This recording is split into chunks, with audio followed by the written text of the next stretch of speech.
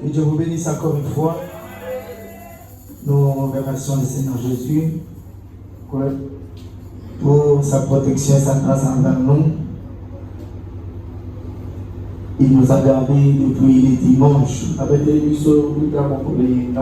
Et aujourd'hui permet que nous puissions nous retrouver ici pour écouter sa parole. Et Frère Branham dit qu'à chaque fois que Dieu vous laisse en vie, il a un travail à faire avec vous.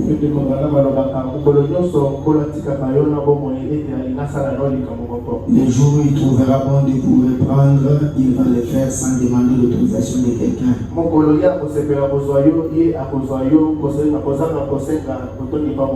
Et oubliez les déceptions, tout ce que vous pouvez avoir rencontré au long de cette journée. Il n'y a pas un endroit plus meilleur qu'être dans la maison du Seigneur. Ok, nous allons commencer. Je vais lire notre écriture de base d'Ésaïe 48.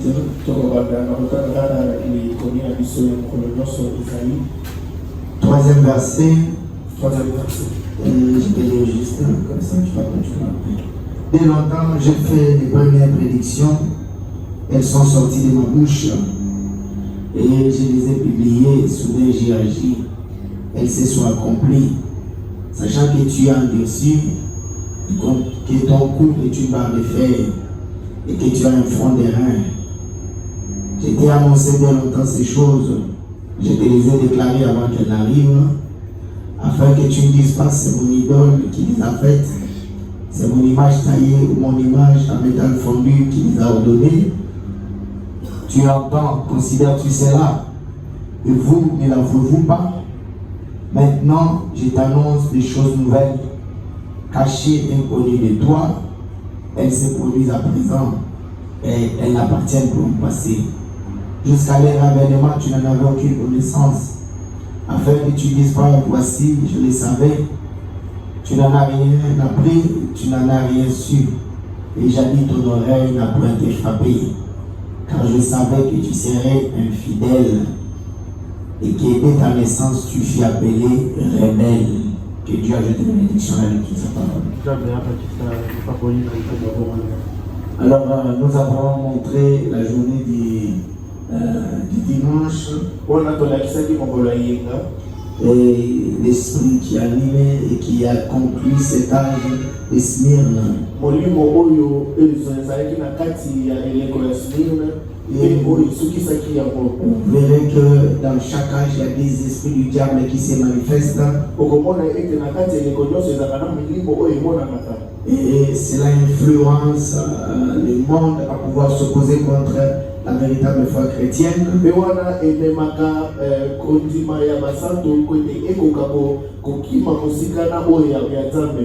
Alors Dieu nous demande toujours de rester fidèles. Partout vous verrez que Dieu va toujours reprocher aux gens pour qu'ils reviennent à la parole.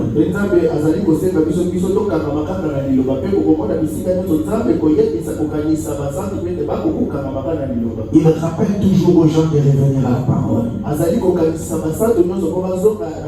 Parce que c'est la parole qui est le soutien de notre vie.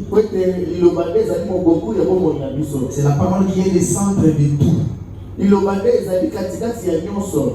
vous pouvez vous attacher aux émotions, vous pouvez vous attacher aux dons. Les dons, c'est dans la parole.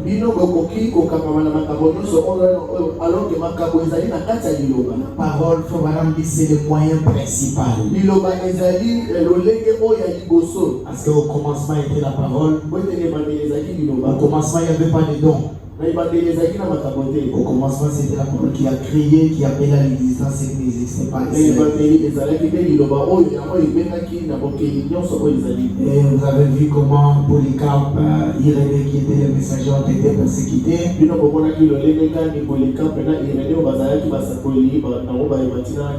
La sémence du diable qui a commencé là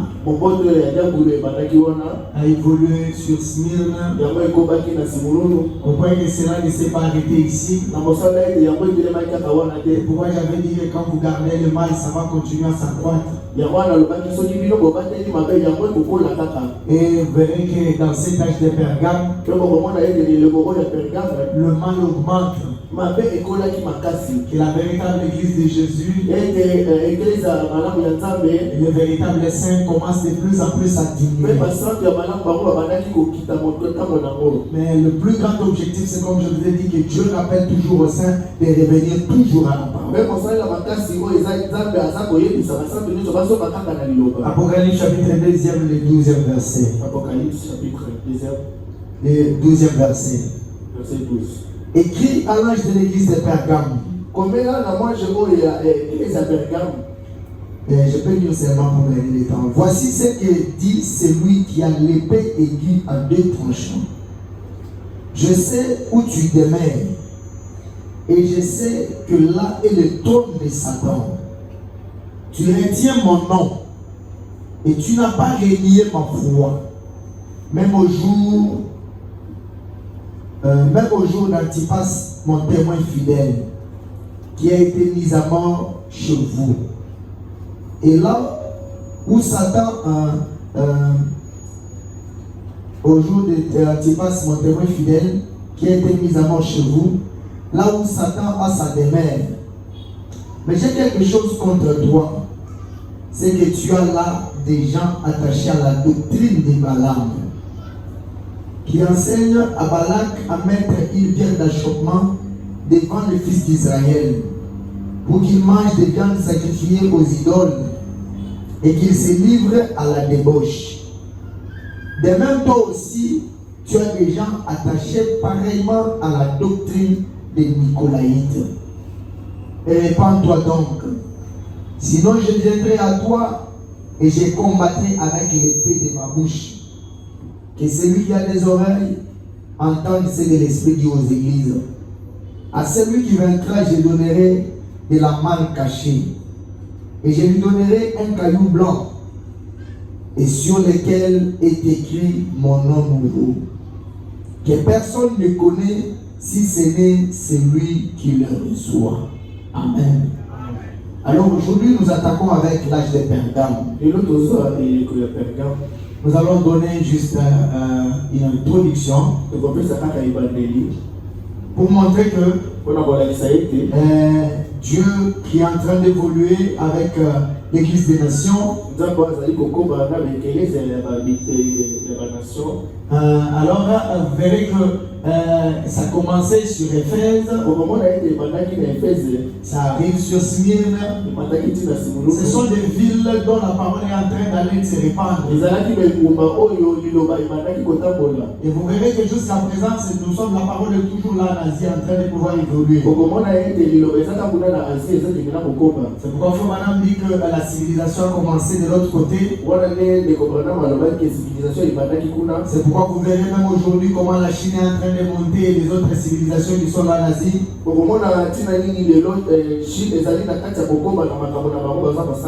Parce que même c'est de la même manière que la parole de Dieu a commencé de l'autre côté, qu'elle a évolué pour venir traverser les côtés de l'Europe. Et cet âge de Smyrne, vous voyez que l'écriture même que nous avons lu, le Seigneur Jésus qui s'adresse aux saints qui sont à Pergame.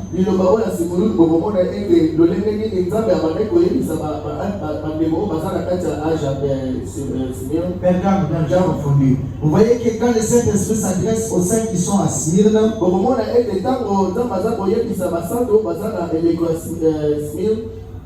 Pergame, 12e verset jusqu'à 17. Alors quand Dieu s'adresse à eux, voyez ce que je vous avais dit, que la doctrine du diable augmente tellement que dans cette âge de Pergame, c'est là que vous verrez, comme la Bible le dit, que c'est là que le trône de Satan sera placé.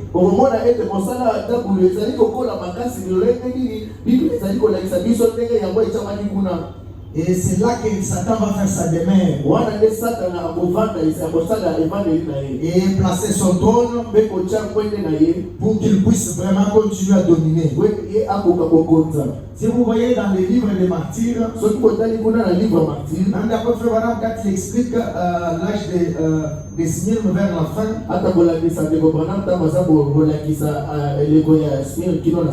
il dit, vous verrez que du temps du règne de l'empereur Dioclétien, c'est le temps où la souffrance a augmenté tellement pour l'Église.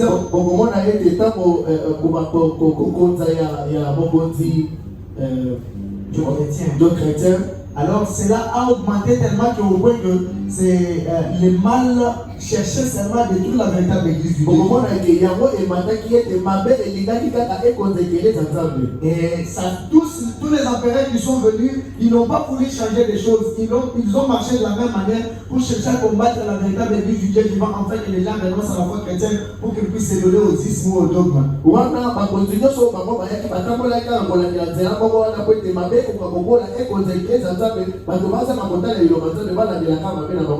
L'objectif du diable, c'est ça. L'objectif du diable, ce sera toujours de chercher à combattre la véritable église du Dieu vivant. Satan ne sera jamais à l'aise de voir l'église de Jésus prospérer de la bonne manière. Il combattra toujours de toutes les manières. Frère nous a dit que la véritable église de Jésus sera toujours combattue. Mais qu'est-ce que les véritables chrétiens doivent faire? Malgré les combats, malgré les difficultés, mais il faut toujours faire l'effort pour honorer la parole. Un homme qui honore la parole, Dieu l'honore. Un homme qui vit la vie de la parole, même s'il peut être désespéré, ça peut être aux yeux de gens, coincé de toutes les manières, mais sachant quoi faire. Mais ceux-là qui ont l'air appuyés sur le Seigneur Jésus n'ont jamais été déçus. Même les temps tels que nous marchons comme ça, chacun doit faire l'effort. Nous sommes au temps de la fin. C'est un temps où chacun doit faire l'effort d'honorer le message que le prophète a empêché.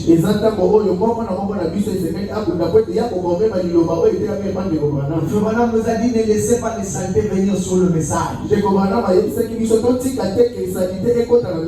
Gardons le message pur. C'est un temps où nous voyons beaucoup de gens qui sont tombés avec la parole. Beaucoup même ont renoncé à la foi chrétienne.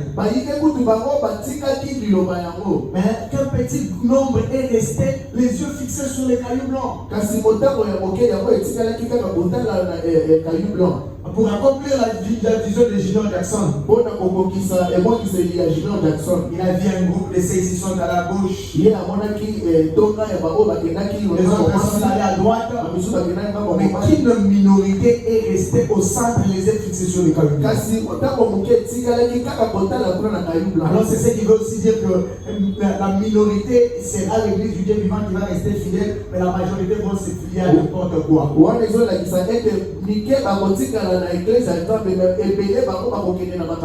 C'est pourquoi Paul dit qu'il viendra un temps où les gens ne supporteront pas la sainte doctrine.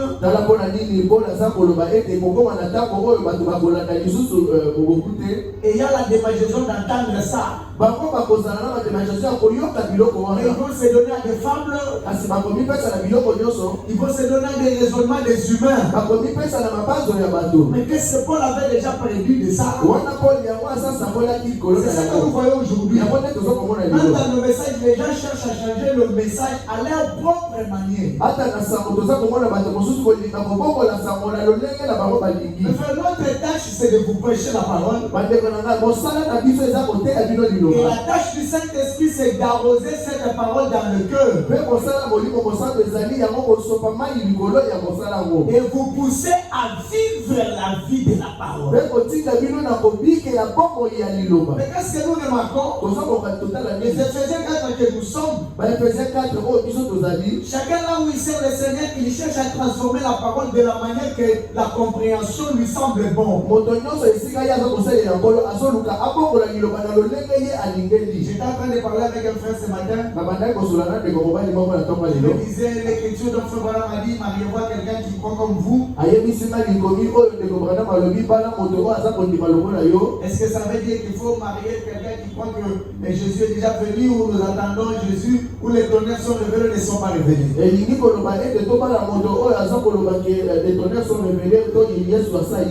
Je lui ai dit, Frère Branham n'a pas laissé tout ça. Frère Branham est une seule fois qu'il a prêché. Ça, ce sont des points de divergence par rapport à notre compréhension. Moi, j'ai dit à ma manière, le fait qu'il est là, il a sa manière. Madame dit dans le livre d'exposé, il est évident que quand les gens embrassent une bonne doctrine, qu'il y ait des points de divergence.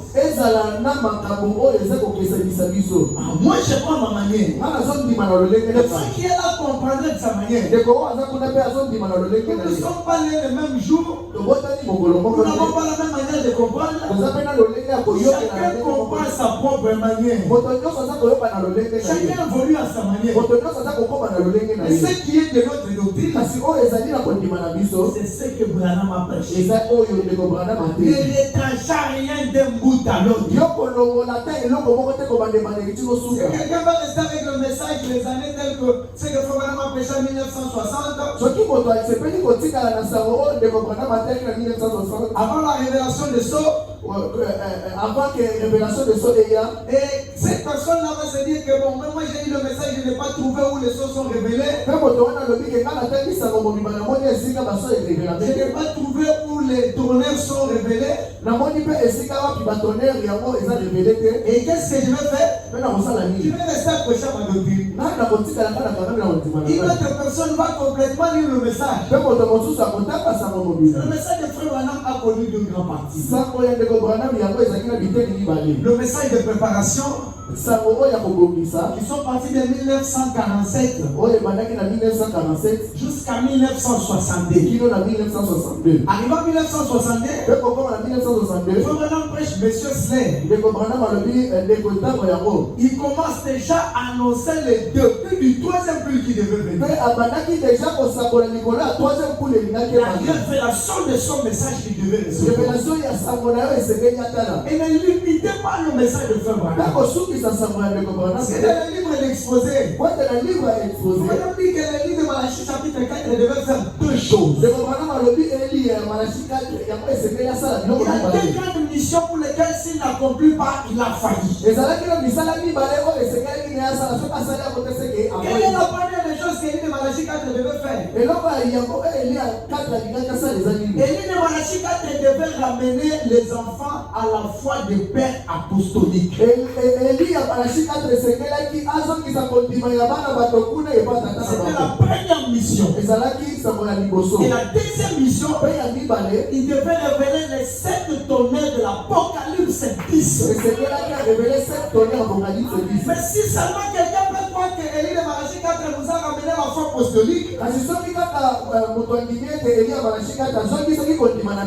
qu'il ne peut pas croire que les tonnerres sont révélés, il a dit la parole en partie. Nous, notre doctrine, c'est ce que Branham a prêché. Pas il est venu, il n'est pas venu. Mais c'est ce que Branham a prêché sur lesquels nous nous fondons. Même si cela est difficile, comment nous dirons Amen à la parole. Il a été le problème. Selon leur croyance, on leur a dit vous ne pouvez pas aller vous marier dans une autre église. Et Dieu n'a pas laissé tout ça. Il est venu, il n'est pas venu. Les tonnerres sont révélés. Les autres qui nous voient, nous qui montons dans la révélation, qui disent nous sommes des idolâtres. C'est comme un autre frère est venu ici. Et nous, mais dans votre église, il n'y a qu'une seule photo. Vous êtes des adorateurs. Si d'ailleurs notre modèle c'est le Branham Tabernacle. Cette doctrine de 3 photos derrière la chair, au Branham Tabernacle, il n'y en a pas. Cette photo nous la mettons ici. Parce que selon la plus grande bataille jamais livrée, Frère Branham dit. Cette photo a un objectif, c'est de voir les ministères qui exercent. Mais pour les bébés spirituels, comme d'habitude, il n'y a pas de problème. Et d'ailleurs, c'est peut-être parce qu'il y a eu des travaux ici que ces photos ont été abîmées. Il y en a demandé même à Frère Joseph de faire des photos comme ça. Mais le modèle de Branham Tabernacle, vous verrez que cette photo est accrochée là. La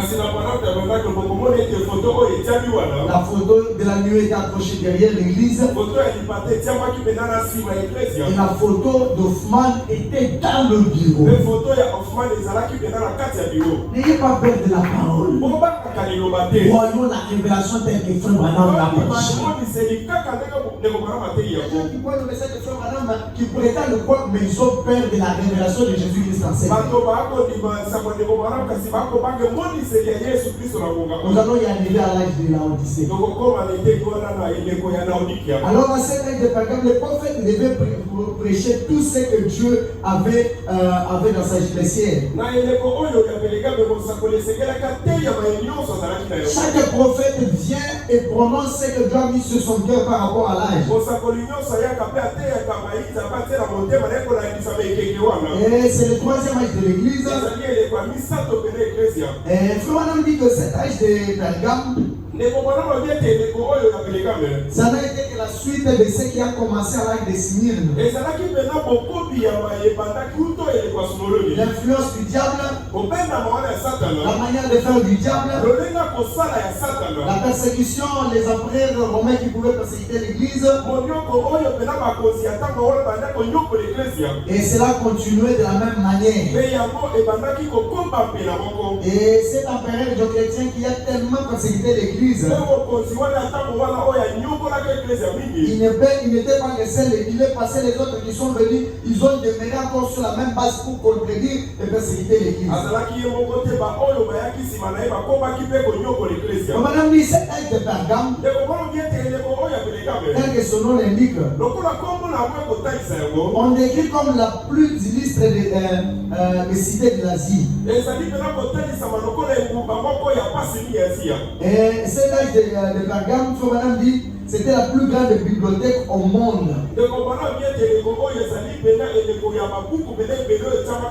Il possédait la plus grande bibliothèque au monde. Et c'était un âge tellement caractérisé par le mal du diable. Nous commençons d'abord par le messager. Le messager de cet âge de Pergame, c'est Martin. Et Martin, c'était un soldat qui a rencontré le Seigneur Jésus. Et le Seigneur Jésus qui a transformé sa vie. Quand il a transformé sa vie, il était sincère dans sa façon de faire les choses. Vous voyez que le Seigneur Jésus, à chaque fois qu'il rencontre un homme, peu importe son rang social, peu importe ce qu'il peut avoir pris, le Seigneur change toujours la vie de cet homme.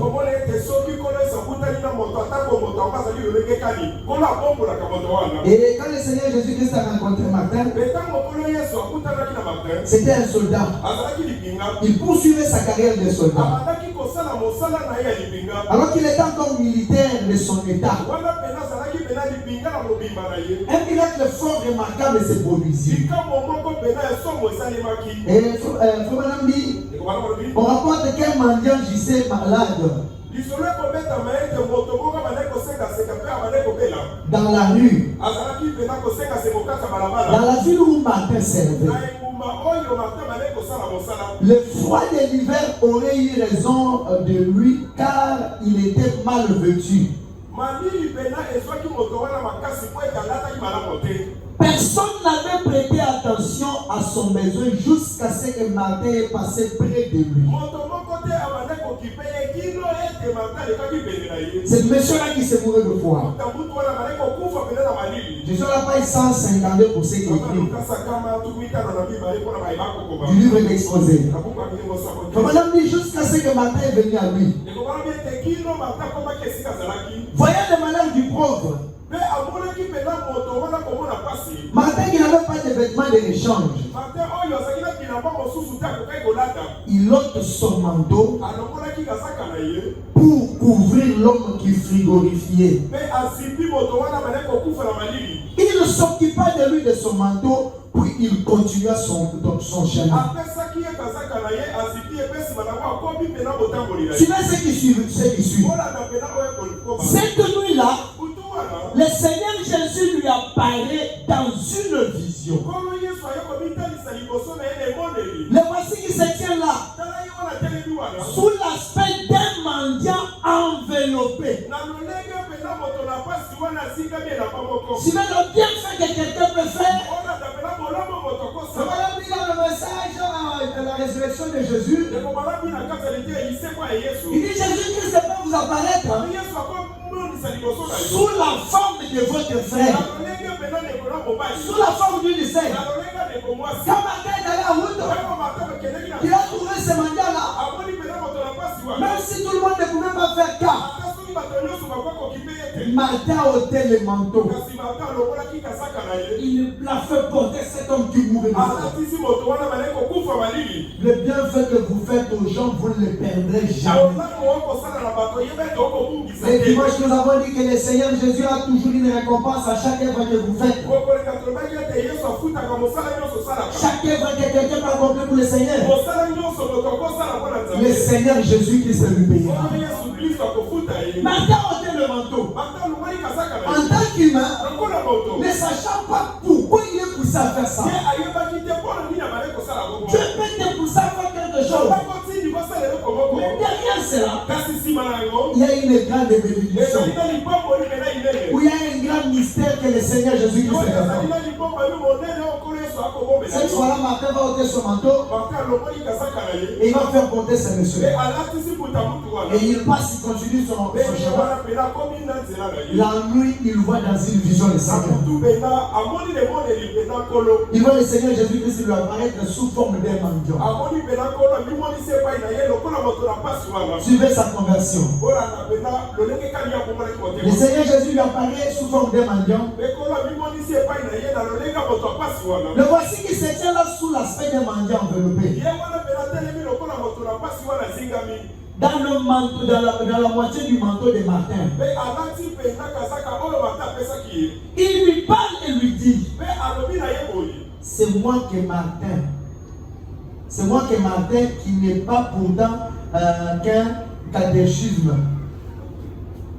Il faut maintenant dire ceci. Quand il est à Paris, Martin sous cet aspect, quand il est à Paris, Martin sous cet aspect-là,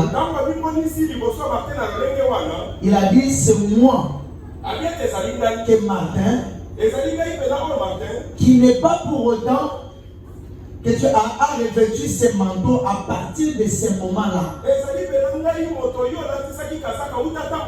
Martin chercha à servir le Seigneur de tout son cœur. Il a cherché à faire comprendre à Martin que c'est lui que tu avais fait porter le manteau, c'était moi. À partir de ce moment-là, sa vie devint une succession de miracles manifestés par la puissance de Dieu. Après avoir quitté l'armée, il a vu que sa vie devenait de miracle, il s'est décidé de quitter l'armée. Il avait un objectif, c'était de détruire l'idolâtrie. Tout ce qui était contraire à la parole de Dieu. Martin militait contre cela. L'idolâtrie et des idoles qui pouvaient être là dans le pays. Quand il avait rencontré le Seigneur, et il n'a pas eu peur de pouvoir affronter n'importe qui se présentait devant lui. Il était tellement sûr de son expérience. Martin n'avait pas peur d'affronter n'importe qui.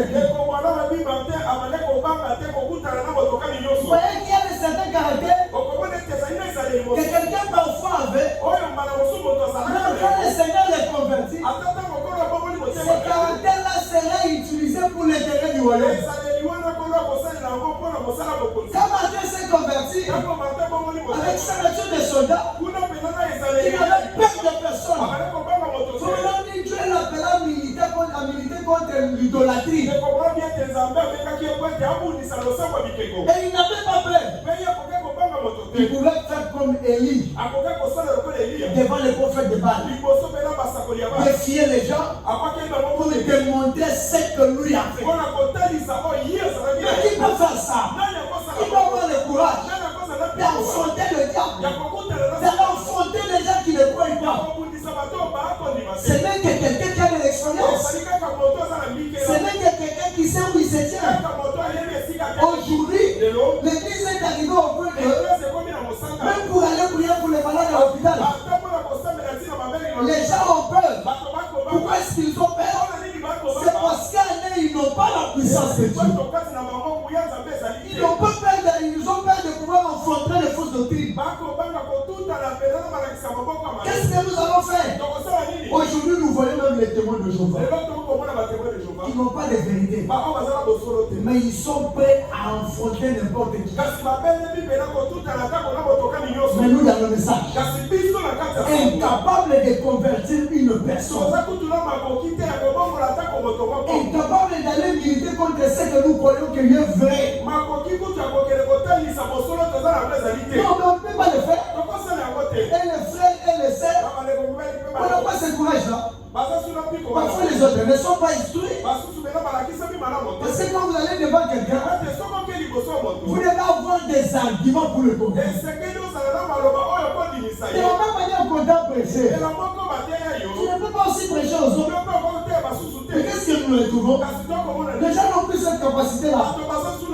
D'aller convertir des païens. Ils n'ont pas cette capacité. Mais qu'est-ce qu'ils ont comme capacité? Vous savez ce que fait les peuples? Les peuples n'arrêtent pas des civils. Les peuples n'arrêtent que des militaires. Aujourd'hui, dans le monde du message, au lieu d'avoir des gens qui peuvent militer contre les fausses doctrines, toutes les églises du message deviennent parfois des peuples. Que fait un peuple?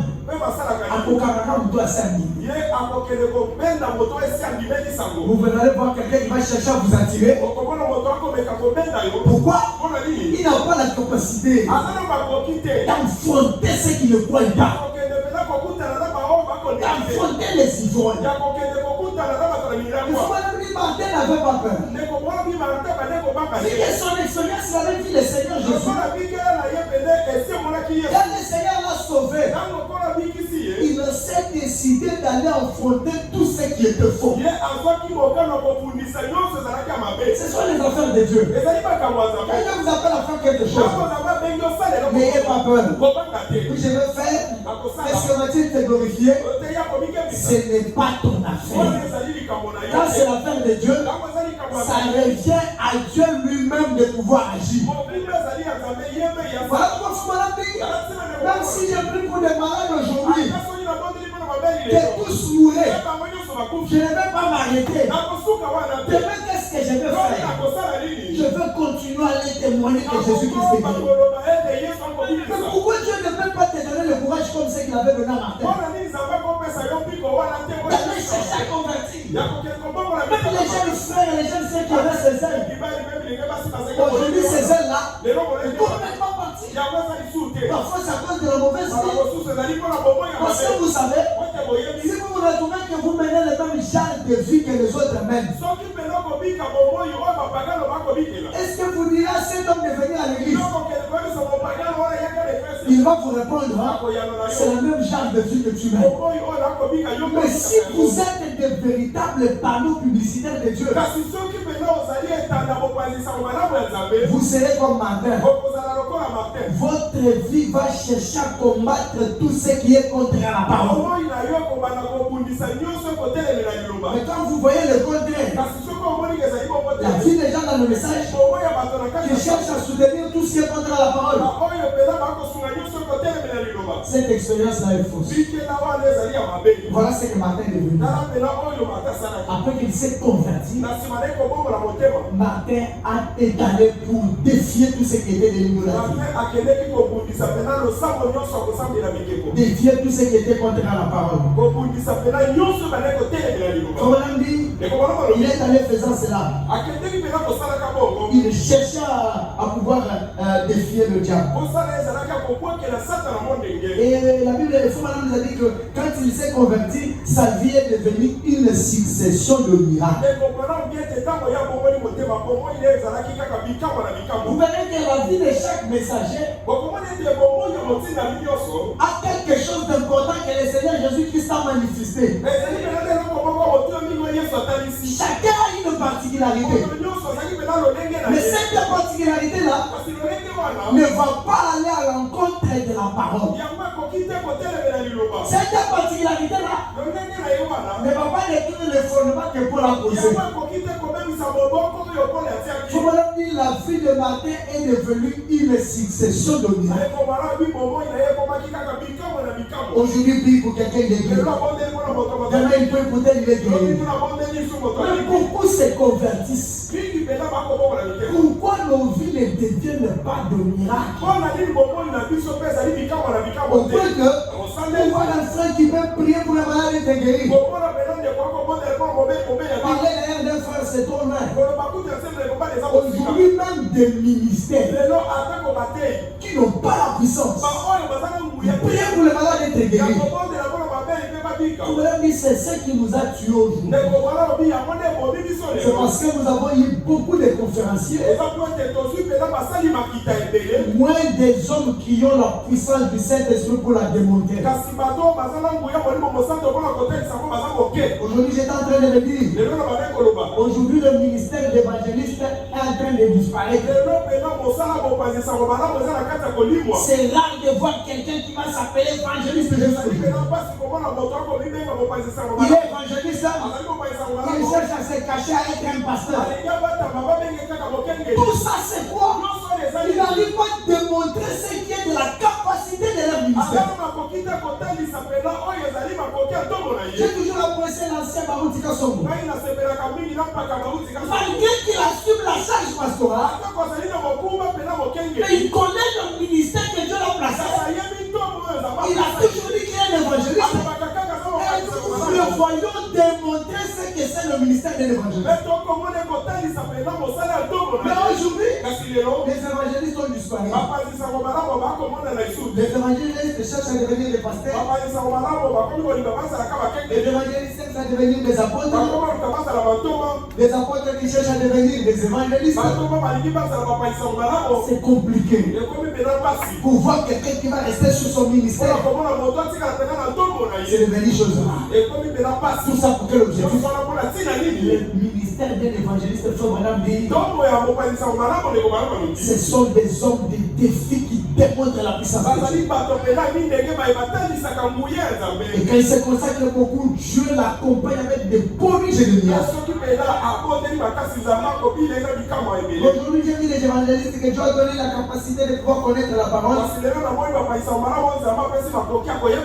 Cherchant au fil le ministère d'évangéliste et devenir des pasteurs. L'église doit savoir même quand quelqu'un prêche pendant 10 minutes seulement, vous savez comprendre que celui-ci a tel. Et la vie de Martin est devenue une succession de miracles. Suivez ce qui est arrivé. L'historien atteste qu'après 3 reprises au moins,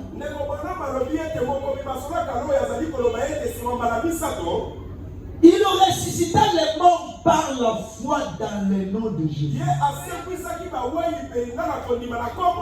Pas une seule fois. 3 reprises. Les morts sont revenus à la vie. Frère Madame continue de dire.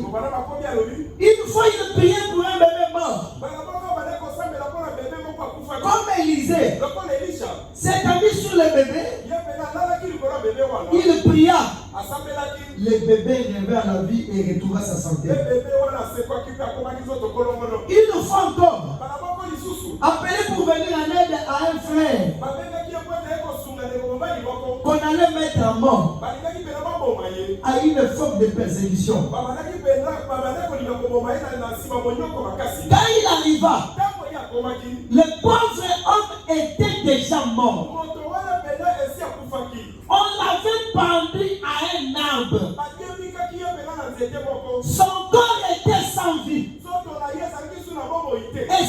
exorbité. Mais Martin est descendu. Il le pria. Et l'homme revint à la vie. Quel genre de ministère? Quelqu'un qui peut être déjà pendu. Quelqu'un vient. Il n'a pas peur. Il dit descendez de là. On le fait descendre. Il le prie. L'homme revient. Quand Dieu vous appelle au ministère, quand Dieu vous appelle à faire quelque chose, il doit vous accompagner par des produits et des miracles. Un ministère n'est pas seulement parole. Un ministère doit être accompagné de la démonstration de la puissance. Et l'homme revint à la vie. Et la grande joie de sa famille qui les retrouva. C'était de miracles et de miracles. Miracle et miracle. Et vous m'avez dit, Martin n'a jamais craint l'ennemi. Peu importe ce qu'était l'ennemi. Un empereur méchant qui était responsable de la mort de nombreux saints et rempli de l'esprit. Martin s'en alla voir un ami de l'empereur. Un nommé Damas, qui louait l'évêque de Rome. Un évêque qui n'était un chrétien,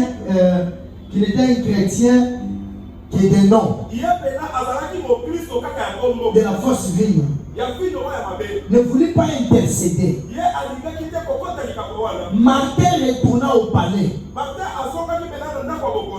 Mais on avait alors verrouillé les portes. On ne voulut pas les laisser entrer. Il se prosterna devant le Seigneur. Il pria pour pouvoir entrer dans le palais. Il entendit une voix qui lui disait de se lever. Quand il le fit, il vit les portes s'ouvrir toutes seules. Voilà l'expérience chrétienne. Ne limitez pas Dieu à quelque chose. Croyez au moins que Dieu est capable de tout faire. Ne limitez pas. Le même Dieu qui est capable de sauver, il est capable. Si tu crois en lui, tu vas quelque part. Tu vas pour le malade. Mais l'histoire arrive au point de même un groupe de frères. Marc 16, c'est pour tout le monde. Tu te laisses comme ça un jour. Tu veux aujourd'hui, tu prends quel frère.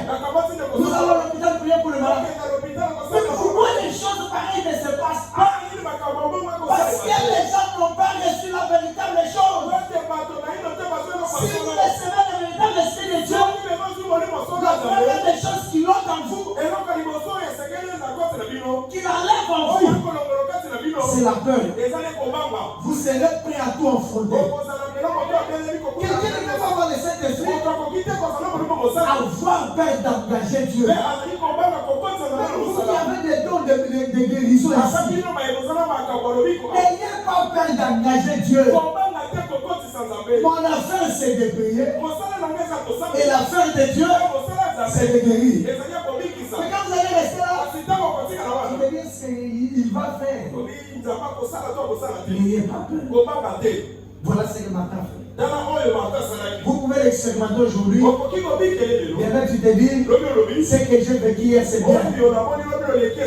Mais c'est du passé. Aujourd'hui je m'attends à quelque chose d'autre. Quelqu'un qui peut prier. Les portes fermées. Les portes s'ouvrent. Alors que souvenez-vous que Pierre était enchaîné autrefois. Mais la prière avait la capacité de détruire même les chaînes qu'il avait emprisonnées. Ne limitez pas votre foi à quelque chose. Si nous parlons de tous ces messagers d'abord, c'est pour vous montrer qu'il y a des chrétiens qui ont vécu avant toi et moi. Mais qui ont expérimenté le Seigneur Jésus-Christ d'une manière terrible. Par des miracles et des produits. Je vous ai dit que de la manière dont Martin expérimentait Dieu, On pourrait croire peut-être que les empereurs ne tuaient pas les gens comme ils tuaient comme avant. Où la persécution s'était arrêtée.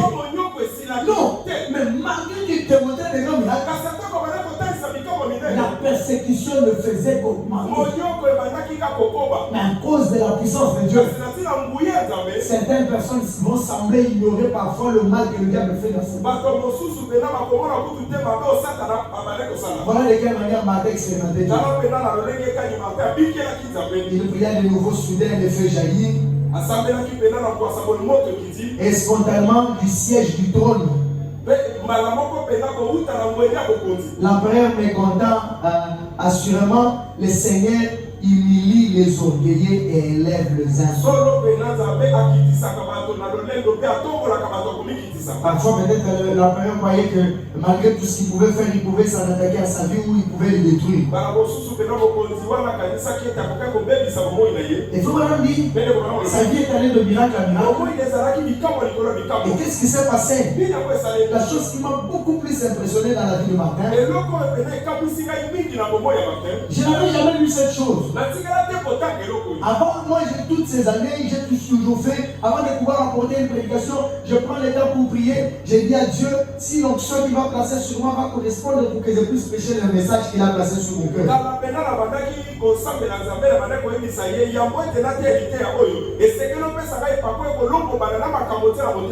Et mais les jours où on m'a fait lire cette citation par l'homme de Dieu junior, vous m'avez dit assurément, Martin était un grand homme, suivez ce qu'il dit. Et il était le messager pour cet âge. Sans jamais chercher autre chose que d'être agréable à Dieu. 153, la dernière partie. Il ne cherchait jamais à être agréable à quelqu'un d'autre qu'à Dieu seul. Il vécut une vie d'une grande consécration. La vie chrétienne doit être centrée sur la consécration. Un chrétien qui abandonne la vie de la consécration, un serviteur de Dieu qui néglige la consécration, tirez attention, il y a quelque chose qui cloche mal dans cet homme-là. Mais le véritable serviteur de Dieu, c'est un homme qui se souvient de prier. Parfois, n'attendez pas seulement le temps où j'ai condamné des réunions ici. Même si ça va vous demander de venir seul ici 2 jours. Cherchez la fin du Seigneur. Venez. Normalement, le porte de l'église ici ne doit pas être fermé. À tout moment, il doit y avoir des gens qui sont en train de chercher la fin du Seigneur. Il faut mon ami. Une église pareille qui se souvient à la prière. Cette chose peut faire des grandes choses dans une journée. Que d'autres gens peuvent faire dans des années. Mais on peut venir là. Les portes de l'église sont toujours fermées. Il n'y a pas de gens qui se consacrent. Il est l'église pour qu'il garde le feu. Pour que la sainteté, pour que la puissance du Saint-Esprit, tout est lié à la vie de consécration. Pas seulement les serviteurs, même toi aussi. Tu peux te consacrer pour ton mari. Tu peux te consacrer pour ta famille. Mais vous verrez qu'il ne sert pas être prêt à parler n'importe comment. Mais le temps de prier même pour son mari, il n'en a pas. Il a la force de beaucoup parler. Moins de force pour prier. Si le matin s'est consacré beaucoup, il ne se permettait jamais de prêcher. Voilà ce que je postule. Il ne se permettait jamais de prêcher avant d'avoir prié et d'avoir atteint un niveau spirituel qui lui permettait de connaître et d'apporter tous les conseils de Dieu par le Saint-Esprit envoyé du ciel.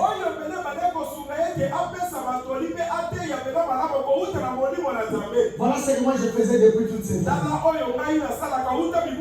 Avant de pouvoir apporter un message, je me renferme pour prier.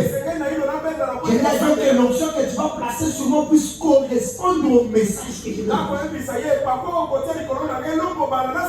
Qu'est-ce qui fait qu'aujourd'hui nous avons beaucoup de sermons qui sont prêchés? Parce que les sermons doivent être prêchés, cela doit impacter les vies. Au point que les gens restent avec des références. Quelqu'un qui m'a dit, tel message de tel communicateur est prêché. En telle année, il y a telle chose que j'avais fait. Il y avait tellement d'émotions que j'avais vu tel miracle. Mais aujourd'hui, aussitôt que quelqu'un reçoit l'inspiration, n'ayant pas prié pour que la puissance du Saint-Esprit puisse atteindre le niveau qui correspond, directement, il va lâcher. Ce message sur l'exposé de cet âge que je prêche aujourd'hui, j'en ai préparé depuis 3 ans. Même Sobranan pour prêcher le livre de Job, il a dit, j'ai mis des années. Mais aujourd'hui, qu'est-ce qu'il dit? Les gens sont tellement pressés. Ils ne cherchaient jamais à dévancer Dieu. Ils restaient d'abord dans la consécration. Priez, maîtrisez vous-même la chose. J'ai dit quelqu'un venir prêcher. Lui-même n'ayant même pas prêché ce qu'il nous prête. Mais il commence à nous prêcher. Il va nous poser des questions. Est-ce que vous avez déjà vu un professeur poser des questions aux élèves sans pour le temps les apprendre d'abord? Il pose des questions. Je vais devoir la troisième grande prédicateur qui est venu prêcher sur les tonnerres. Il vient commence à demander c'est quoi les tonnerres. Tout ça c'est quoi? Les gens ne prennent pas le temps de prier. Les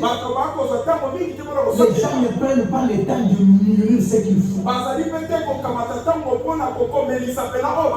Je vais dire dans le message correcteur, livre de correction. Il dit Dieu n'aime pas de prédicateurs frivoles. Il vient là, il prêche comme si il peut faire des déclarations. On finit là, il a prêché. Dieu aime des gens qui peuvent prendre même un petit message. Il les aide de la bonne manière. Au point que les gens lisaient l'écriture. Mais après la prédication, ils ont une autre interprétation. Comme ça que les gens viennent pour apprendre. Il est là. Il va nous prêcher la foi, je ne sais comme n'importe quel point. Nous, dans le message, même la petite prédication, la foi. Tu peux la prendre et être loin. La porter, la foi, selon Malachika. C'est différent d'un pentecôtiste. Martin priait au point que l'onction qu'il pouvait avoir devait correspondre. C'est ce qui fait mal de fois que moi je n'aime pas le système, la salle de dos tout le temps. C'est pourquoi vous voyez même à un certain moment, nous suspendons la consultation dans la salle de dos pour que les vases se donnent d'abord à la prière. Au point que nous voyons dans les églises, en 1961, au paragraphe 151, vous descendez. Il dit la salle de don doit avoir un jour par semaine où les gens se réunissent. Mais je vois les gens prendre de 3 jours. Et de ces 3 jours-là, les pas ont l'onction au point que les gens peuvent venir consulter Dieu. En dehors de feu, personne n'a cette onction de ces gens. Ce Branham est le seul. Il dit j'ai fait 8 jours et 8 nuits. J'ai dit bien 8 jours et 8 nuits. Derrière la chaîne. En train de prêcher. 8 jours. 8 nuits. Derrière la chaîne. Il dit quand je me fatiguais, je m'appuyais contre la chaîne. Je continue à prier pour la malade. À part ce Branham, il n'y a pas quelqu'un qui a ces gens. 8 jours et 8 nuits.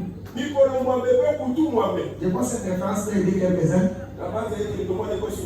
Non, jamais je vais les aider. 8 jours et 8 nuits.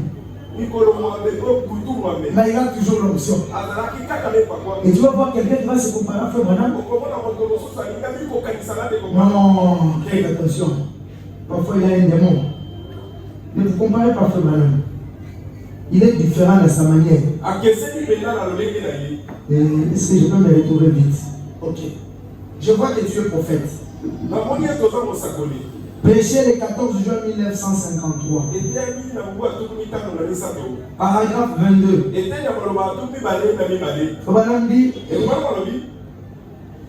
J'avais prié pendant 8 jours et 8 nuits sans quitter l'estrade.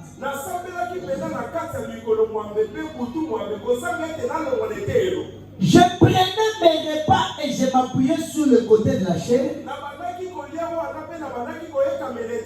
Je m'endormais. Et lorsque je suis parti, j'avais environ 10 fois plus de gens pour lesquels il fallait prier qu'il y avait au début.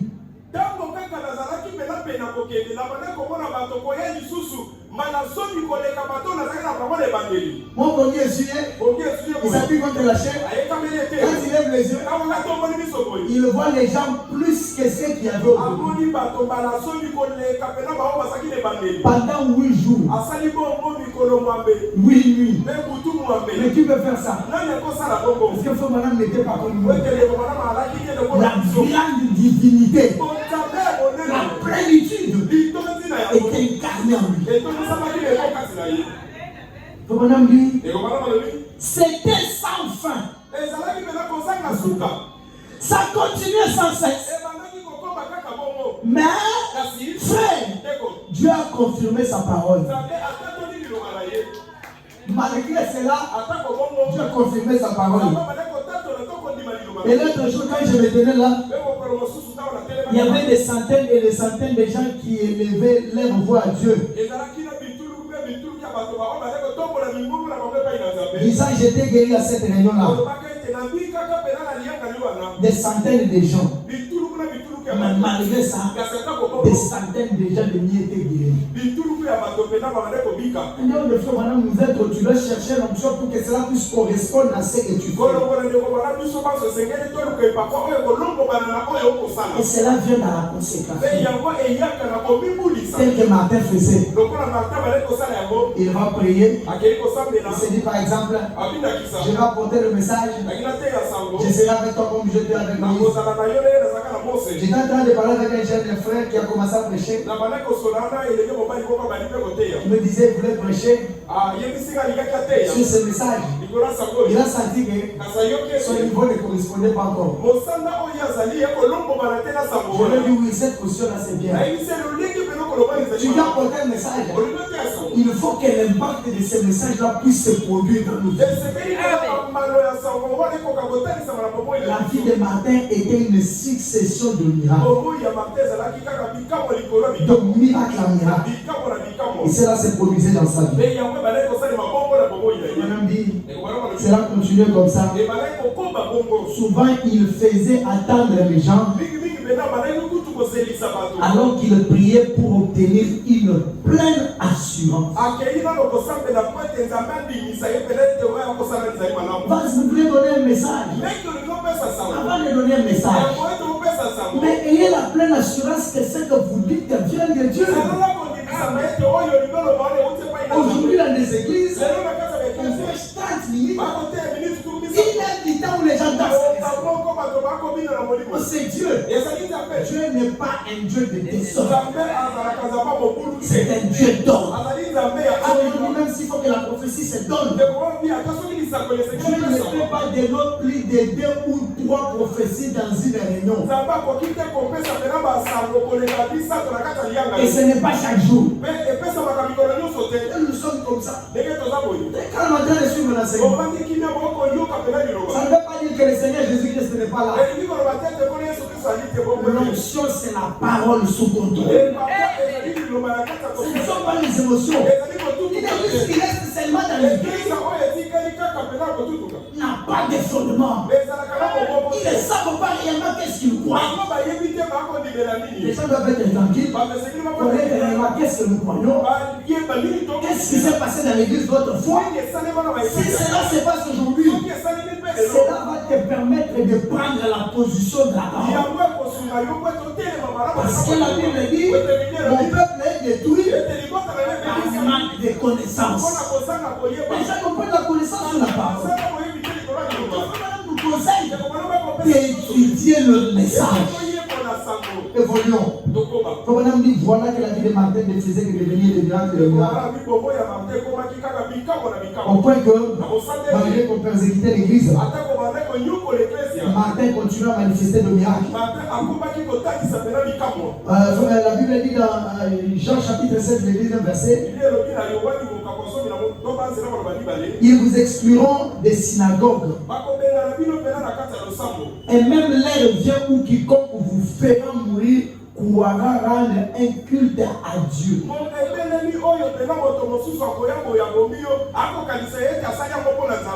C'est ce que les gens font. Ils font le mal. Ils font croire aux gens que c'est que je suis en train de faire. C'est pour Dieu. C'est la vérité. Matthieu chapitre 24, le verset 9. La Bible dit, alors on vous livrera au tourment. Et l'on vous fera mourir. Et vous serez haïs de toutes les nations à cause de mon nom. Et de miracles et de promesses qui se sont manifestés dans la vie de Martin. Cela créa une haine terrible.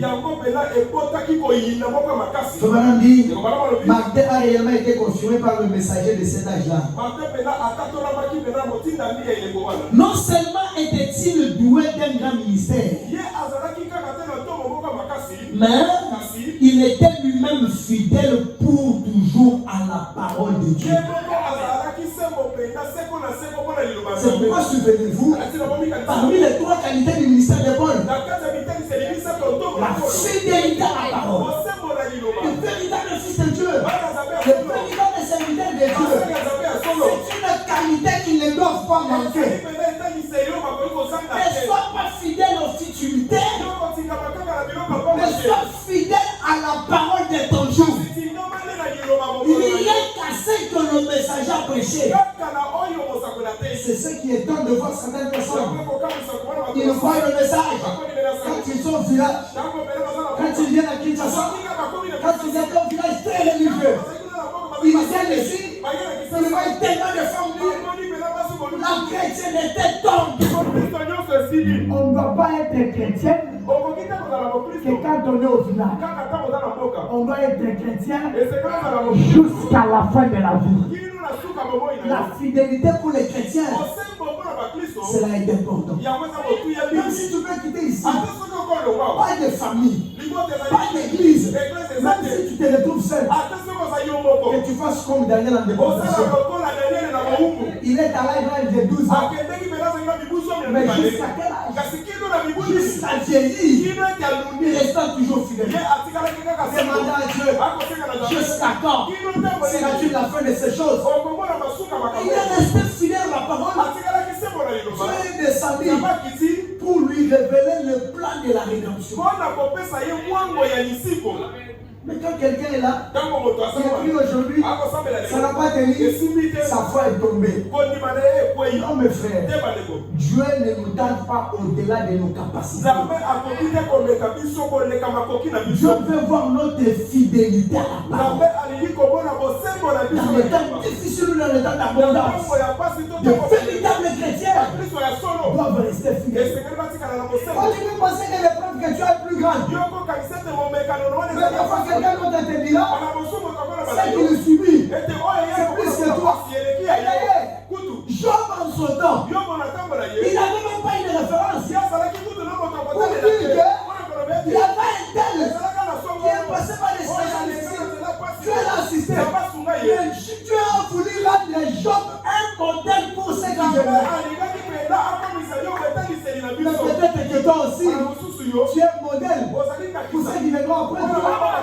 Mais le problème, c'est la fidélité. Job est resté fidèle. Dieu l'a restauré. Il a Aujourd'hui, nous tous, nous référons à Jean.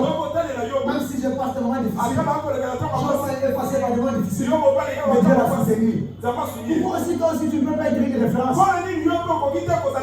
pour les autres? Pour Jean, nous disons Amen. Mais restons fidèles. Martin restait fidèle à la parole. Il restait fidèle à la parole. Il combattait toujours l'organisation. Moi, je n'ai rien contre les hommes. Je suis contre les systèmes que les gens font. Je suis à la page 154. Je suis contre les systèmes des hommes. C'est ce que Dieu lui-même condamne. Il résistait au péché dans les plus hautes sphères. Est-ce que je pas t'entendre amen? Encore les gars, amen. Un véritable serviteur de Dieu, il va condamner le péché. Une fois que vous trouvez un prédicateur qui vous soutient dans le mal, il vous envoie en enfer. Notre objectif, tout ce va-et-vient, ce n'est pas pour avoir de l'argent, c'est pour hériter les royaumes. Tout passera. Mais si le royaume de Dieu, vous héritez, ça veut dire que Jésus viendra, il enlèvera une épouse qui est sans tache, ni rude, ni rien de sale. C'est que celui-là qui restera fidèle à la parole du Seigneur. Martin condamné à haute voix le péché.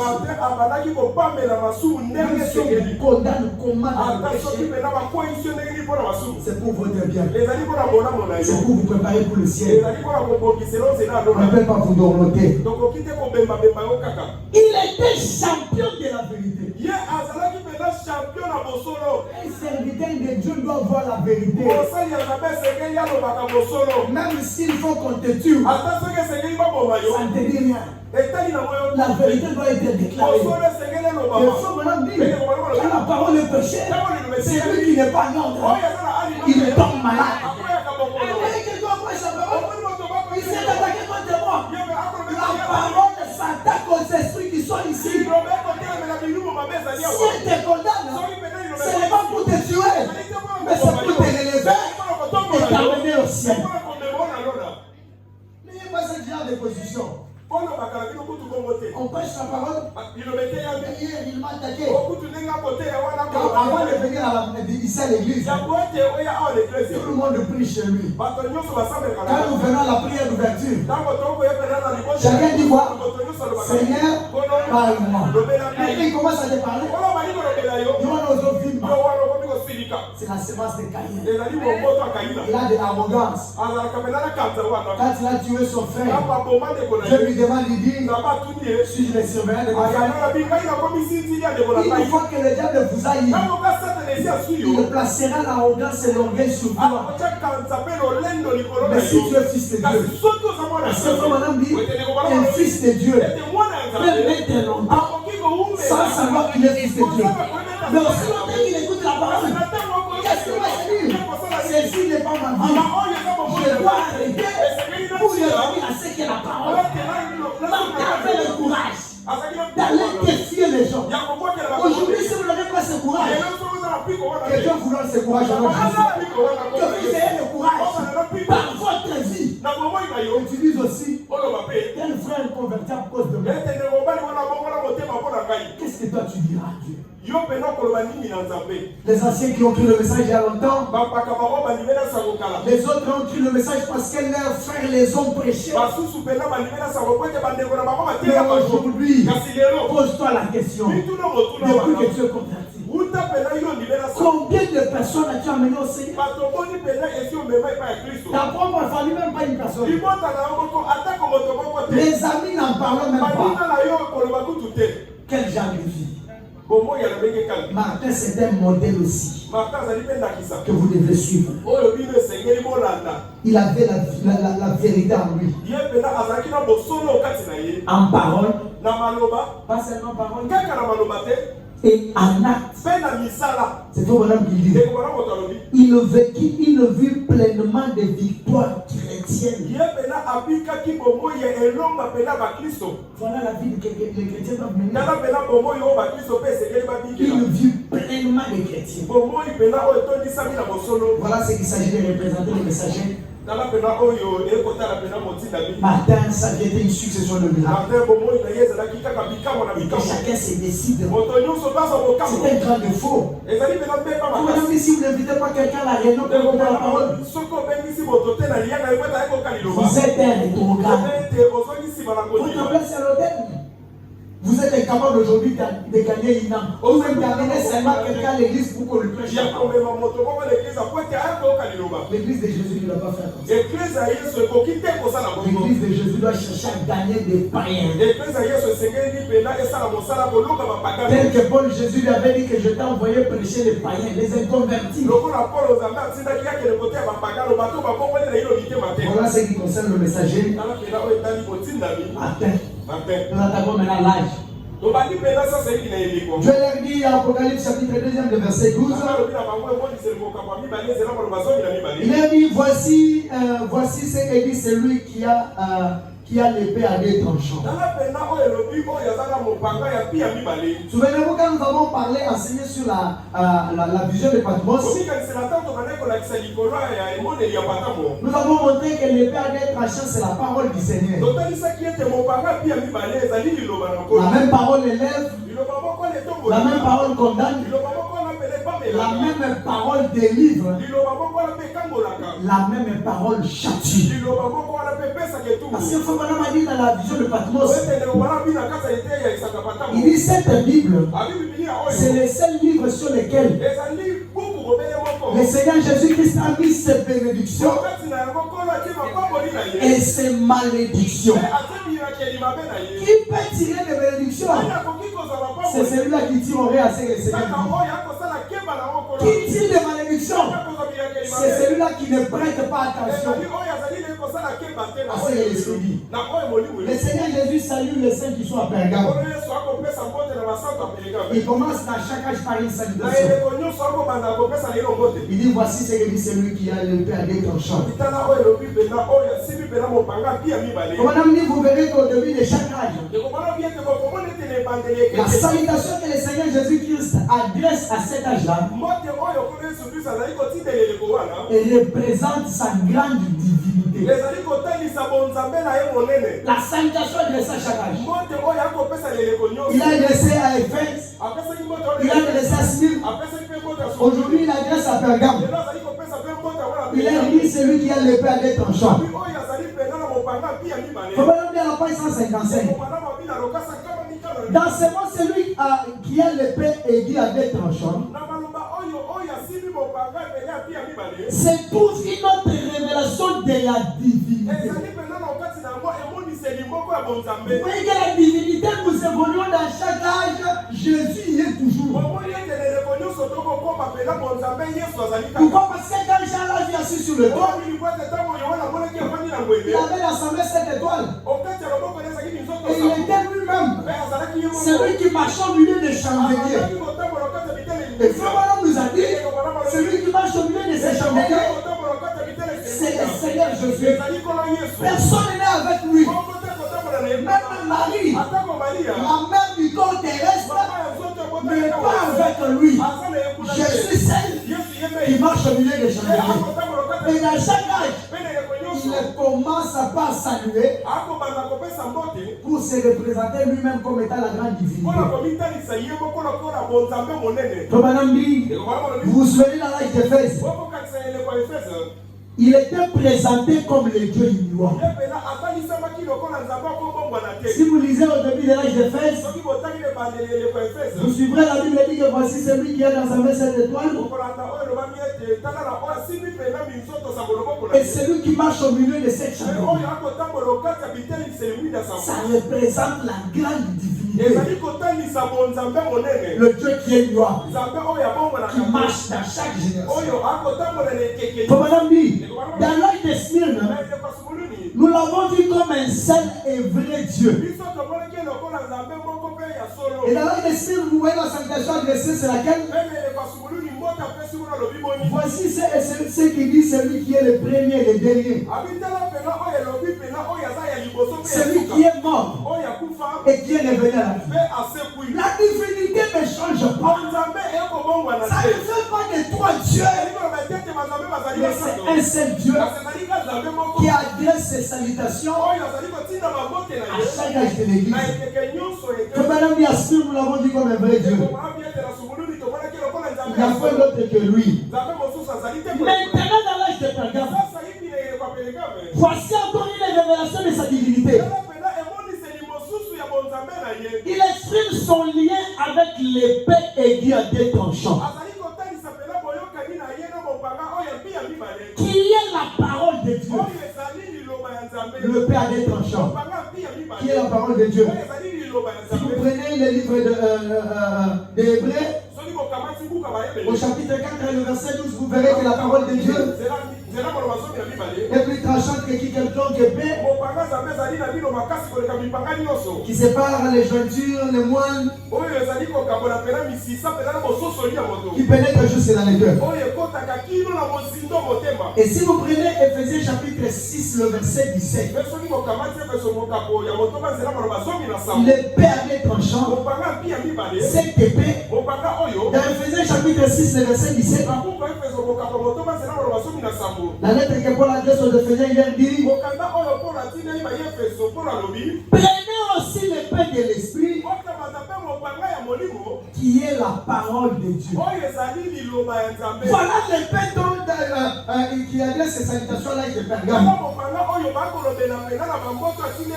Cette épée à deux tranchants, c'est la parole du Seigneur. Et si vous prenez dans le livre de l'Apocalypse, chapitre 19, le verset 13, et le verset 15, la partie A, il est revenu d'un vêtement teint de sang. Le verset 15 a dit: son nom est la parole de Dieu. Son nom n'est pas autre chose. Son nom est quoi? La parole de Dieu. Là, c'est seulement, nous sommes encore à la salutation. Dieu, c'est sa parole. Son nom dans le livre d'Apocalypse nous dit que son nom est la parole. Son nom est la parole de Dieu. Et qu'est-ce que Dieu nous conseille? Regardons bien la page 155, la partie du milieu. La dernière partie. Il dit: nous voyons maintenant quel est son lien avec la parole. Il est la parole. Voilà qui il est. La parole dans son nom. La parole dans son nom. Voilà pourquoi Apocalypse chapitre 19, le verset 15a nous a dit que son nom est la parole. Et si vous prenez Jean chapitre 1er, le premier verset, vous verrez que il y a d'autres qui au commencement était la parole. Et cette parole était Dieu.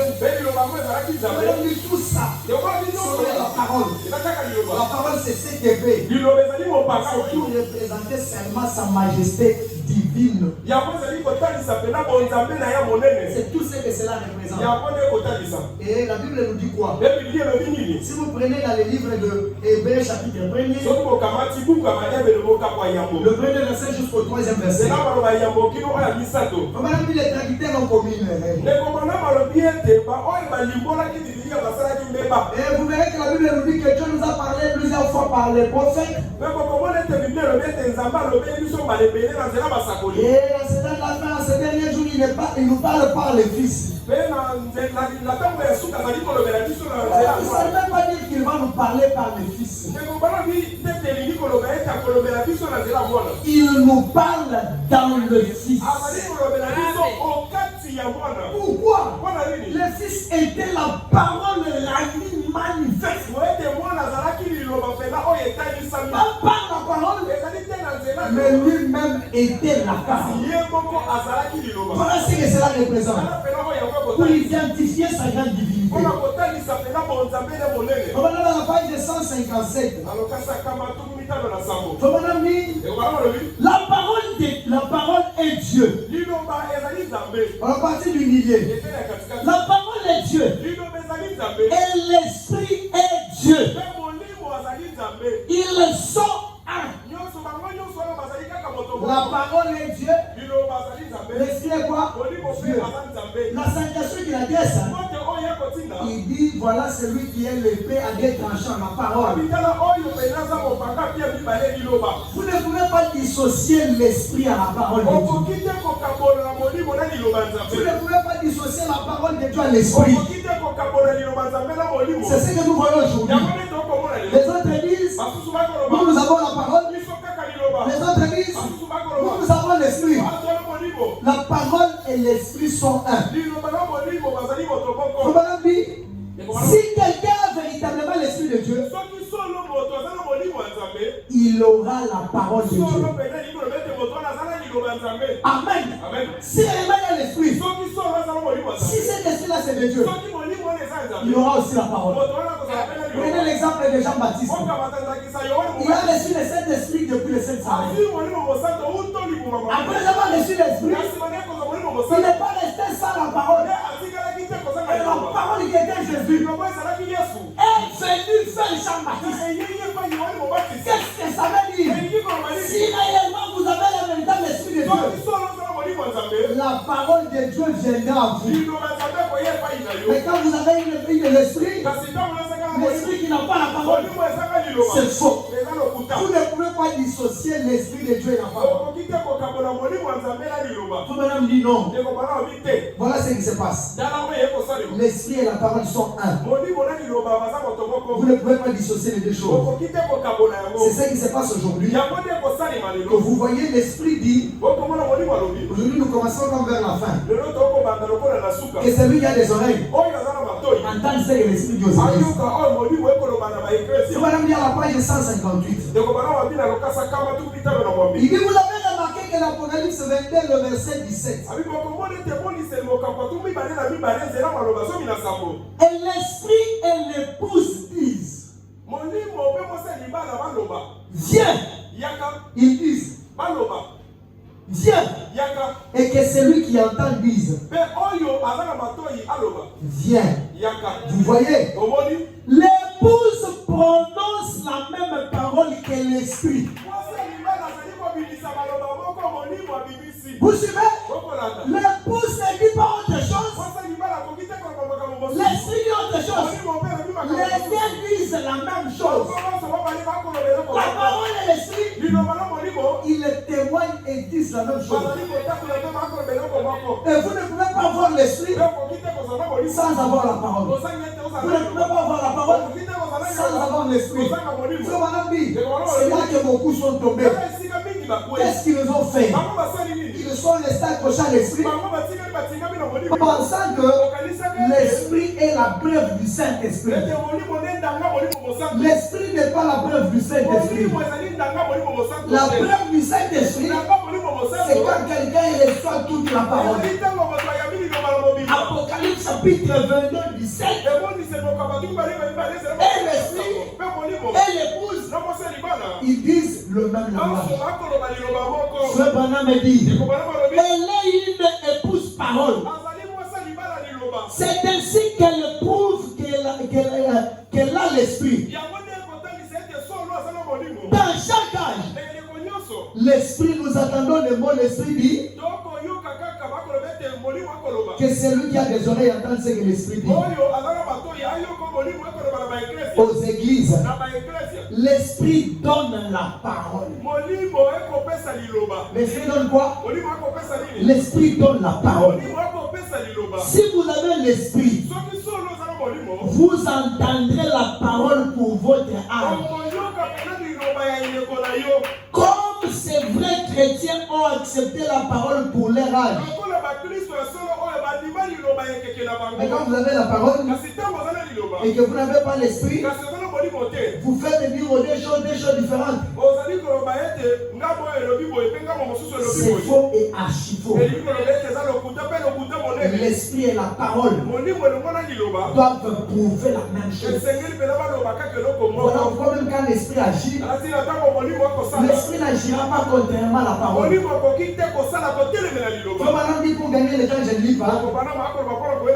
À la maison, vous pouvez prendre à partir de la page 159 jusqu'à 161. Faut maintenant dire un jour, pendant qu'il avait reçu l'esprit de Dieu, il a vu la manifestation chez les pentecôtistes. De la manière dont les pentecôtistes étaient avec l'esprit, il essaie de dire, je vais aller chez les pentecôtistes pour apprendre encore plus de la parole et plus de Dieu. Quand il est allé chez les pentecôtistes, il a trouvé que leur manière de faire n'était pas tellement conforme. Dieu l'a ouvert les yeux. Les pentecôtistes là qui conduisaient, les deux, Dieu lui a ouvert les yeux. Il a vu d'un de ces pentecôtistes. Il a vu un qui avait une femme qui était blonde, mais qui n'était pas fidèle à cette femme là, qui allait chercher d'autres femmes ailleurs. Quand vous avez fait ça, quand il s'est chopé, il est parti tellement indisposé. Il était venu pour apprendre chez les pentecôtistes. Pourquoi pas de la manifestation du Saint-Esprit? Mais quand Dieu l'a ouvert les yeux, pourquoi le conducteur, la vie qu'il menait, il était scandalisé. Il est parti chercher la voix du Seigneur pour que le Seigneur lui révèle. Est-ce que l'Esprit fera des choses contraires à la parole? Je vais m'amener à lire Hébreux chapitre 6. Il est impossible que quelqu'un qui est éclairé, qu'il les revienne pour la seconde fois. C'est impossible que quelqu'un sauvé, qu'il revienne faisant le mal, tomber avec les femmes. Mais il a toujours la manifestation. Nous avons la manifestation du Seigneur. Ça, ce ne sont pas les fruits de l'esprit. Le diable imitera tout. Le véritable esprit dira la même chose avec la parole. Et l'époux et l'épouse diront la même chose. Faut pas plus scandaliser. Il est parti pour que Dieu lui révèle. Il est allé dans la bourse en prière. Pendant que je priais, le Seigneur Jésus ne pouvait rien dire. Mais d'un coup, un vent soufflait. Quand ce vent a soufflé, le vent a soufflé. Il dit sa Bible. Dieu a découvert les pages de la Bible jusqu'à aller sur l'écriture d'Hébreux chapitre 6 pour lui dire qu'il est impossible que quelqu'un qui a reçu, qui a goûté au Saint-Esprit, qu'il revienne et faire un cours qu'il puisse encore être régénéré pour être ramené à la repentance. Il dit la dernière partie dit, nous attendons pour ce qui vous concerne des choses meilleures et favorables au salut. Il était tellement désemparé. Il cherchait qu'est-ce que Dieu veut me faire connaître. C'est pas de côté son esprit, suivez bien. Mais l'un fruit, un homme marié, un conducteur, qui vient avec une femme à côté. Il dit cela me troublait tellement. Il cherchait que le Seigneur lui révèle. Le même Dieu qui avait ouvert les yeux pour qu'il voie la vie de ses conducteurs descend encore. Après que les mains avaient soufflé pour la seconde fois, pour les ramener encore sur le chapitre 6. Il dit, j'ai dit mais je ne comprenais rien. Du coup j'ai senti un rafraîchissement. Le Saint-Esprit m'a ouvert les yeux. J'ai vu le Saint-Esprit descendre. Une vision est tombée. Il a vu deux semelles qui étaient sortis pour s'aimer dans le même champ. C'est le ballon de l'esprit qui va compter à la parole. Il dit la première semelle était bien blanc. Et le second semaine était habillé en noir. Qu'est-ce que cela représentait? Le Seigneur lui dit, le premier semaine qui est habillé en blanc, c'est le Seigneur Jésus. Le premier qui est habillé en noir, c'est le diable. Qu'est-ce qu'ils font? Tous, ils sèment sur la même terre. Et les semences sont en train de voir ensemble. Les gens vont manifester le Saint-Esprit. Nous avons Dieu, nous avons Dieu. Mais comprenez que c'est ce là qui a semé quelque chose de contraire à la parole. Il est en noir. C'est le diable. Ce qu'il fait va contraire à la parole. Le semeur qui est en blanc, ce qu'il fait, il pousse aux gens d'entendre et de leur dire que le même langage que lui. Voilà ce que cela représente. Il dit le Saint-Esprit descendu pour me dire, encore Matthieu chapitre 7, le verset 21 et 23. À ces jours-là, ils viendront, ils me diront, Seigneur, nous n'avons pas chassé les démons, nous n'avons pas guéri de miracles. Il leur dira, ouvrier d'iniquité. Mais qu'est-ce que cela fait? Les œuvres étaient puissantes. Jésus ne nie pas qu'ils avaient accompli des œuvres puissantes. Que seul le Saint-Esprit ne peut pas accomplir des œuvres par les hommes. Mais il leur a dit, je ne vous ai jamais connu. Malgré tout ce que ça représentait, l'Esprit fera ce qui est la parole. L'Esprit poussera quelqu'un à faire ce qui est la volonté du Seigneur.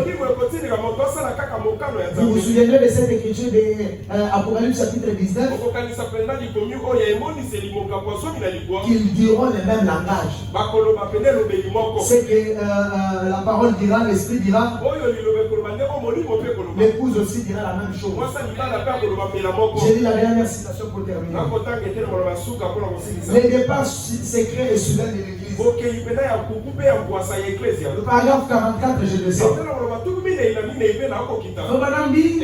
Mais aujourd'hui, beaucoup de nos ministères craignent de parler de ces choses.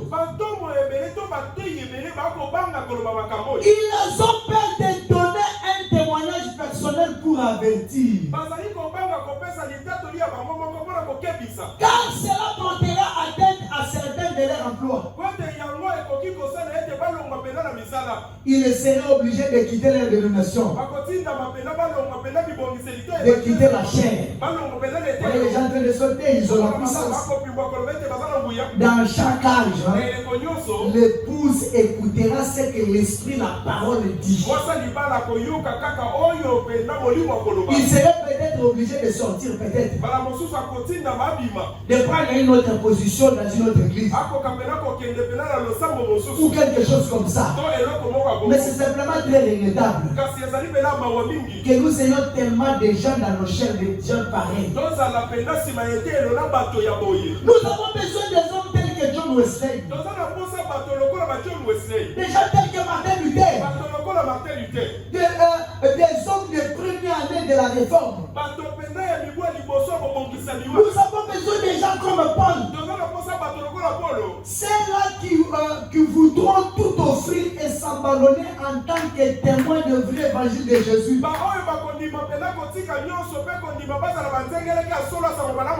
Même si cela signifiait la séparation avec cette fille, mais il devait le faire. Pour quel objectif? D'honorer et de ne dire que c'est que l'Esprit dit. Voilà ce soir, que chacun de nous trouve des résolutions pour que lui et l'Esprit qui le disent la même chose. Même si nous allons voler jusqu'à Laodicée, mais que tu dises ce que l'Esprit dit. Parce que faut madame dire, c'est que lui a prêché, c'est la sommation de tout ça. Tout ce que Paul a prêché, il est débattu Colomba, plus la révélation. Et vous verrez que les esprits qui se sont manifestés à Éphèse se sont manifestés aujourd'hui. Les esprits qui Il ne regarde jusqu'à la fin.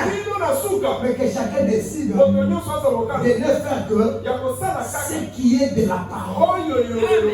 Tel que Paul Martin l'était, témoigner de Dieu, et ta vie devienne de miracle. Pour ce soir, quand chacun vient devant Dieu, qu'il dise à Dieu, je veux que tu me fasses un modèle comme Martin.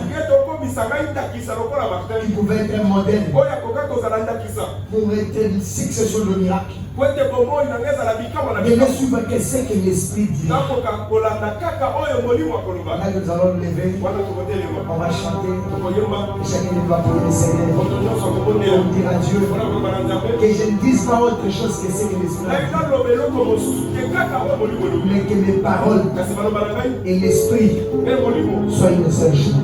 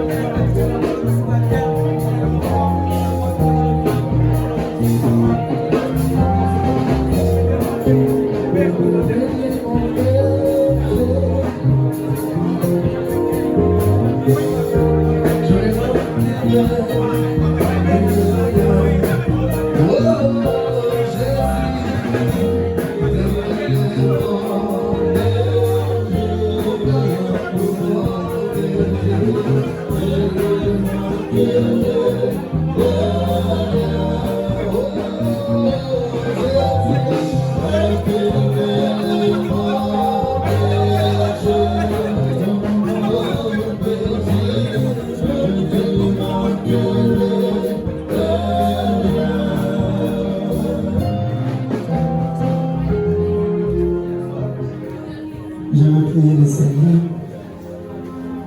Dieu béni, Père Céleste. Toi, l'auteur de cette parole que nous avons écoutée ce soir, Seigneur Jésus, tu nous as dit au Père béni, en prenant cet exemple, ce modèle de Martin, qui prenait le temps pour se consacrer, qui n'avait pas avec lui, qui allait défier au Père béni des idoles et combattre tout ce qui était contre la parole. Fais grâce aussi à tout un chacun de nous, après avoir écouté ce message, Jésus, que nous puissions, Père bien-aimé, par nos vies, chercher à gagner des âmes, à guérir les malades, à démontrer tes merveilles, Jésus. Oh Père, et ne pas dire autre chose que ce que l'Esprit dit au Père. Que nous et l'Esprit et la parole nous soyons un, Jésus. Fais-nous grâce de nous honorer qui ta parole. Si l'Esprit de Dieu est à nous, Père, que nous puissions vivre selon ta parole, que nous puissions honorer ta parole, que nous puissions marcher selon ta parole. Parce que nous savons, Père bien-aimé, que c'est cette parole qui nous guérit. C'est cette parole qui nous délivre, c'est cette parole qui nous accorde tous les désirs de nos cœurs, Jésus. Il y avait des enfants qui étaient venus malades, ô Père, que cet esprit qui est la parole du Seigneur, ô Père bien-aimé, qui discerne les pensées du cœur, ô Père, qui est capable de pouvoir guérir, que cela puisse guérir chaque maladie ce soir au nom de Jésus, que cela puisse donner des solutions à chaque problème difficile au nom de Jésus, que cela puisse répondre à chaque requête difficile dans les cœurs au nom de Jésus. Accomplis ce qui est le désir de tout un chacun. Manifeste-toi à cette église, manifeste-toi à chacun de tes enfants qui a reçu cette parole ce soir. Bénis notre chemin de retour, bénis les dons, bénis les offrandes, par les solutions, Père béni, que tu puisses passer aussi à notre pasteur. Nous le recommandons entre tes mains, consacrant notre retour entre tes mains, tout pour ta gloire, au nom du Seigneur Jésus-Christ. Amen.